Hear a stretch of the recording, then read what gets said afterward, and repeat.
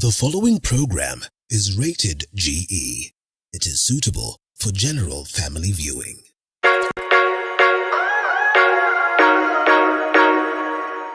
Hello and welcome to The Grind. I am your host, Ruth Mulandi. Now today we are in Kayole where we are discussing animal feeds. And we are at the Animal Feeds World here in Kayole. And we'll be meeting Nancy in a few minutes just to tell us about her business. Come on in, let's have a look.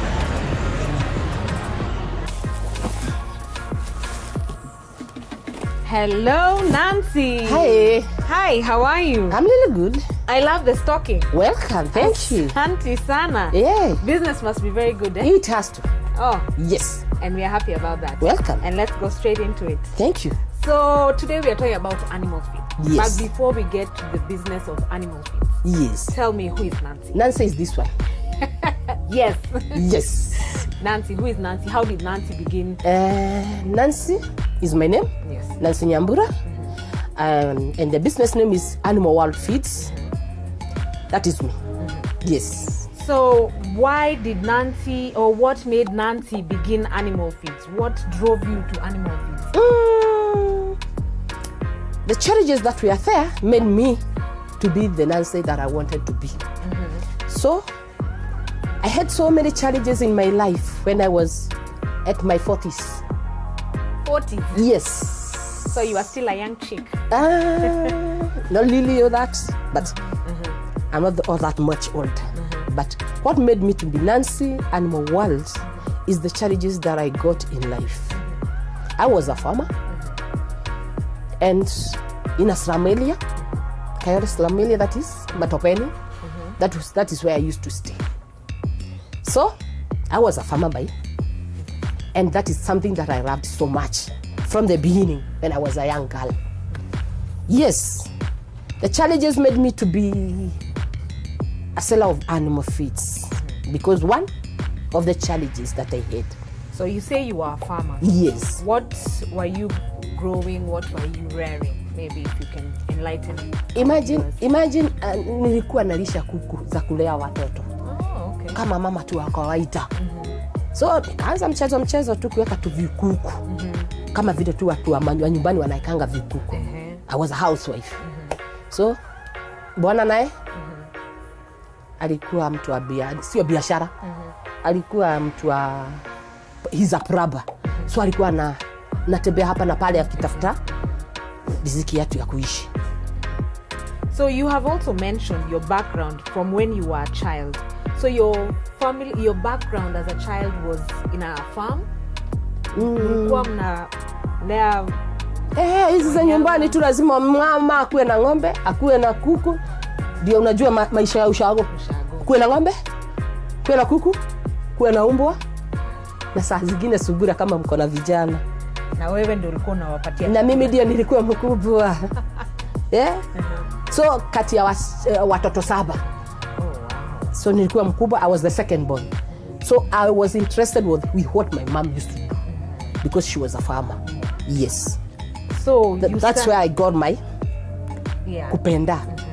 Hapo ndio ukaanzia in your 40s, then you decided I started at 38 there. So I came up pole pole. Sa at 40s nikawa na passion ya kuweka kuku. Saa hizo ni saa zile watu walikuwa wanasema tunaweka mabroilers. Walikuwa wanaziita mabroilers. So nikawa interested ya kujua broilers ni nini. Nikajua ni zile kuku zinaekangwa after a certain month zinatolewa zinauzwa. Yes.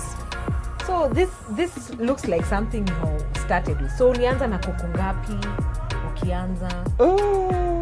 Nilianza na kuku wa kienyeji around 50. Wow. Yes. So that is not a small number. Unajua ukiwekea kuku moja mayai inatoboa 12. Ingine 12. How many are those? 24. Another one. So 50. Within some months you have 50. Yes, that is how I started. That is very good business. That was very bright of you. Yes. So how did you grow into chick feed and to know about other animal feeds? Because I can see around that they are not only chicken feeds. They are not only chicken feeds. We have also the sugura feeds, the pig fish, pig feeds. Yes, and the fish. Even for fish Even for fish and even for the dogs. So, would you say from then and now that chick feed is the one that moves the most? Poultry feed is the best. It's the best. It's the best. Because each and every house, even if each and every home, I think it has, if not many, 2. At least. Yes. Ajogo na mwewe. Gapi? Kwa hivyo kila mtoto anakula mayai. So this is very interesting for me because someone who lives in a town area would say, how would you encourage such a person who wants to keep maybe chicken but doesn't know what to feed them? How would you educate such? I think poverty is a lesson by itself. Because if you have poverty in you, you try to think, how will you meet your tomorrow? So you have to think. In which way? One, you'll think, if I keep this thing, it will give me a production tomorrow and my children will feed.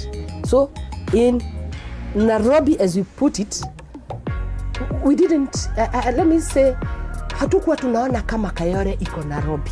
That is one. Tulikuwa tunasema ni kijijini. Na kama wale wengine wanasemaga, you come from Kayole? Anastuka. Ni kama Kayole si Nairobi. Na ni Nairobi. So, when we used to stay in Kayole, tulikuwa tunaona sisi hatuko Nairobi, espasi, but tulikuwa Nairobi. So tuka make use of Nairobi, Kayole. Huku Kayole kuna wakati enzio ya 1998 hapo kulikuwa na ng'ombe wengi sana, kuku wengi sana, mbuzi wengi sana. So it was like farm by itself.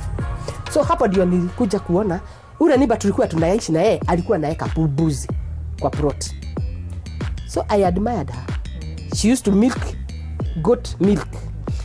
Ape watoto wake. Na sisi hapa tuna struggle kununua packet moja ya maziwa. Imagine.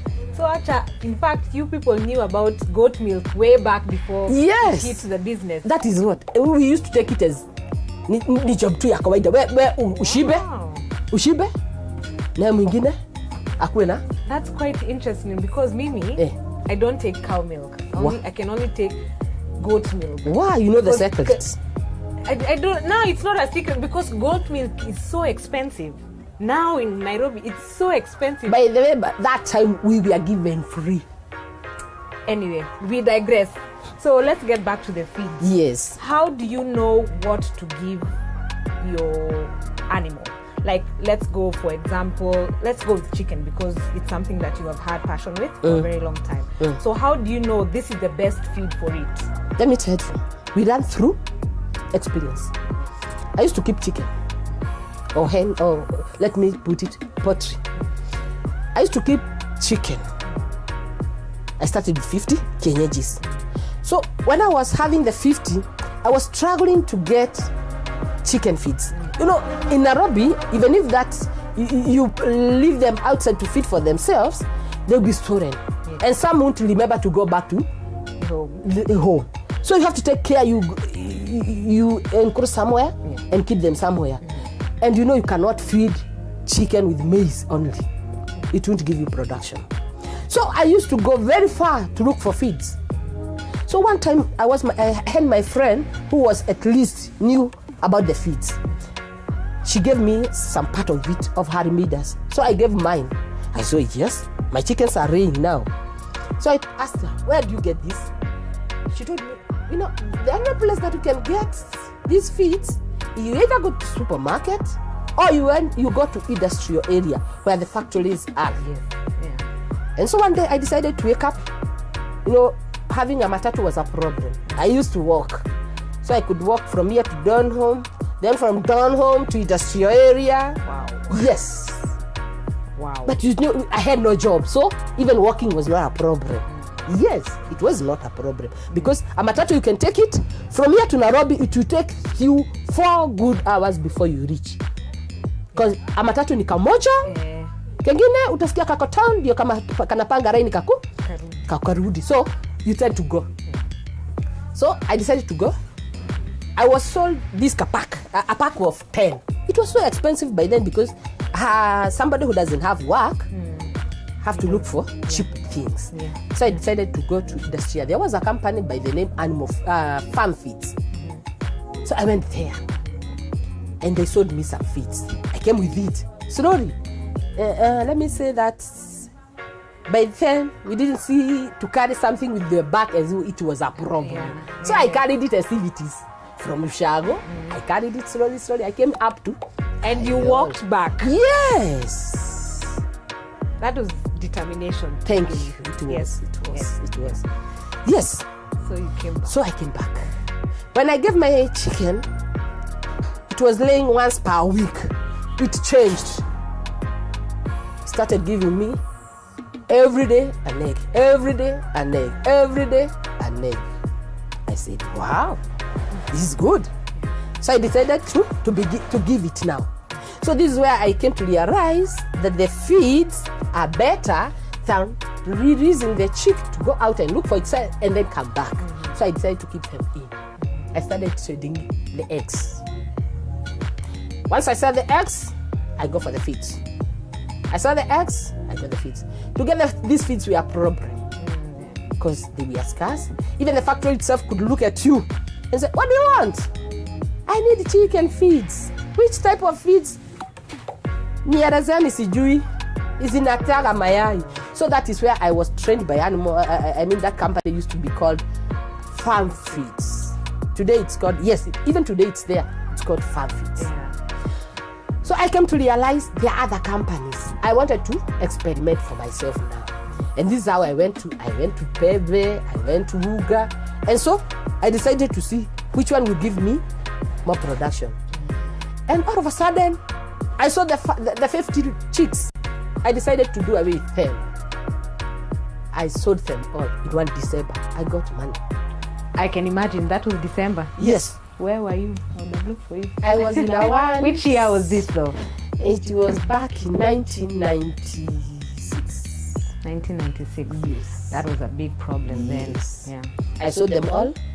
It was a Christmas time, so everybody was looking for them. Yes. Jogos. Yes. I sold them. But I didn't use the money. I kept it under the pillow. That was the saving account then? Yes, that was the saving account. Yes, yeah. So, I kept them. There was somebody I saw rearing broilers and layers.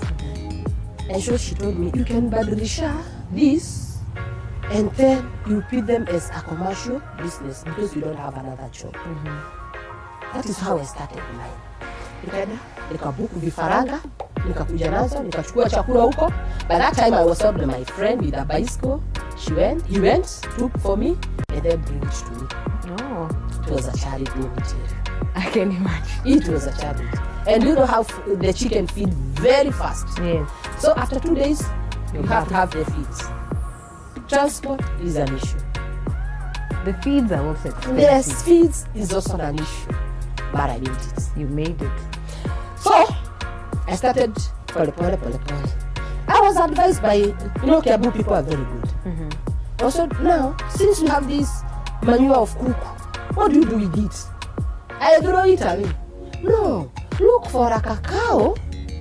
Since you have a plot, uweke ng'ombe. Alafu hiyo machungo, wewe unafanya nini? Unapea ng'ombe badala ya kutupa. Sasa machungo sahi hapa ni hiyo the waste, the manure now. Yes, the manure. You have to sieve it. And then you take it, give it to the cow. Oh, wow. That is what I did. I looked for a cow. Yes. I started feeding it. I'm telling you.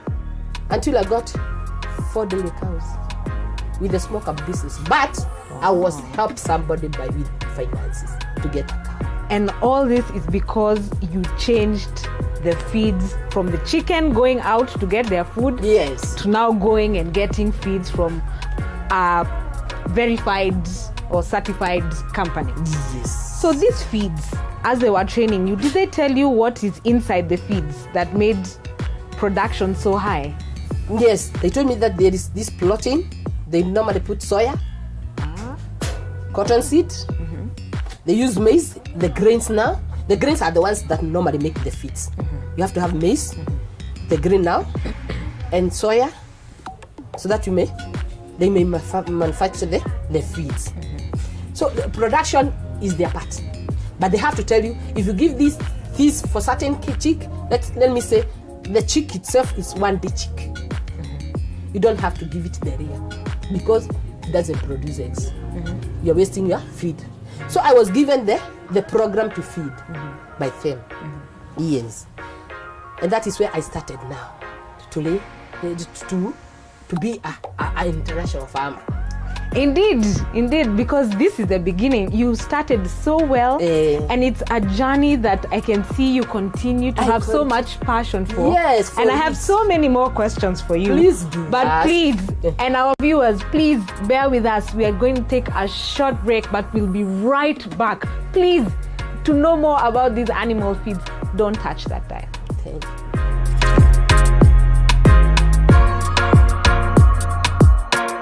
You are watching TV47, the home.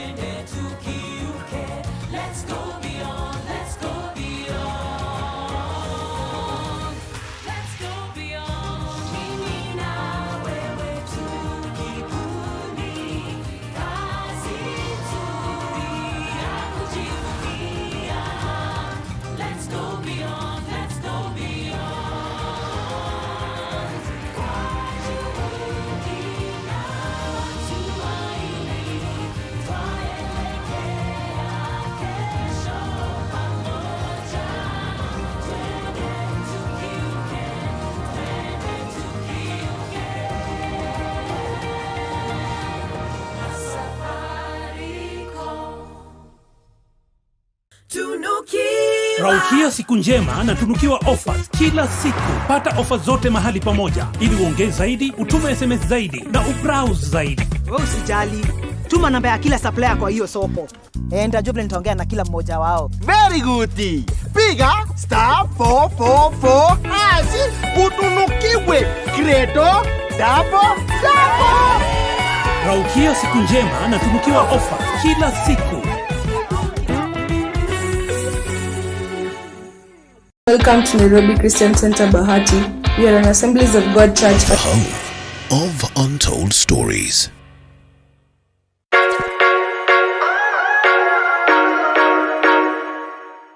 Now, welcome back. You're watching The Grind, just in case you forgot, and we're here with Nancy at her shop in Kayole called Animal World Feeds. Now, we had a very nice discussion, Nancy, about your journey into it. Let's just catch up with the viewers. Yes. Your journey and how you started or how you ventured into the business of animal feed. Yes. Now I want to know, how do you, a veteran in this business, identify these feeds? Are they all the same? They look the same, but they are not the same. That is why. How do you differentiate? Like, for example, myself, I am a new farmer. Yes. I have chicken. Yes. And I go to a particular vendor and I tell them I want chicken feed, and they tell me this one. Yes. Then how do I identify that, or how will I know that this one is good, or do I just trust them because they sell this? One, what I know is you have to have trust, because you yourself, you don't know it. So trust must be there. And also for me to have trust, I have to trust my company still. Yes. So this is what we do. For example, we have a small chick, a day-old chick. Let's go in rare production. We have a day-old chick whereby it has to go by steps. When it is 1 day old chick, until 2 months, it has to feed with one product. Oh. Yes. What happens if you miss?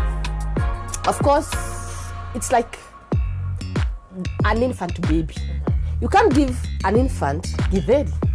You can't. Yeah. You won't eat. And if it eats, of course there are those problems that Yes, we follow. yes. The same case with the chick. We have the day-old chick, which is day 1. That is when we have our chick. You have to give it chicken mash. Chicken mash has all the protein in it. It has a lot of protein in it for it to make the chicken to grow, isn't it? So how do we do it? I go to the company. For example, I'm an Uga distributor. I normally distribute the Uga feeds. That is Fugo feeds. I go to them. I tell them I need the chicks for the feeds for the chick. I normally advise to take chicken feeds, which is yellow in bag. You give them from day 1 until when they are 2 months old. That is, throughout you'll be giving them that product of chick mash. Yes, the chick mash. Now we go to the second phase. That is from the second month to the almost 5th week. This is where we'll be having our chick grows. You see, the body now expands. It expands. Just like an infant, the way their stomach also expands to accommodate. And it feels inajaza mabawa sasa. Inaanza kujiprotect yenyewe. Okay. No. We give them what we call growers mash. And growers mash is this bag. So after we go to growers, we finish the growers. Sometimes it depends, for us to change from growers to layers, we see an egg. Those feeds, we have to take them to the laboratory so that we may see whether it has tunasikiaga vitu zingine zinaitagwa aflatoxin. Yeah. You have to be very careful. Yeah, because of as a business person, ujue akipea chakula ikuwe na that thing, kuku zake zikufe, hata wewe hauko kwa biashara. Yeah. Juu utapea nini? Kuku zimekufa. Yes. And at the end of the day, the business is biashara. Yes, so you have to be very careful. You have to tell your people, hii chakula imeka, iende iangaliliwe kama ni mbaya. And so, we have that thing. Iende iangaliliwe weekly. Normally we do it weekly.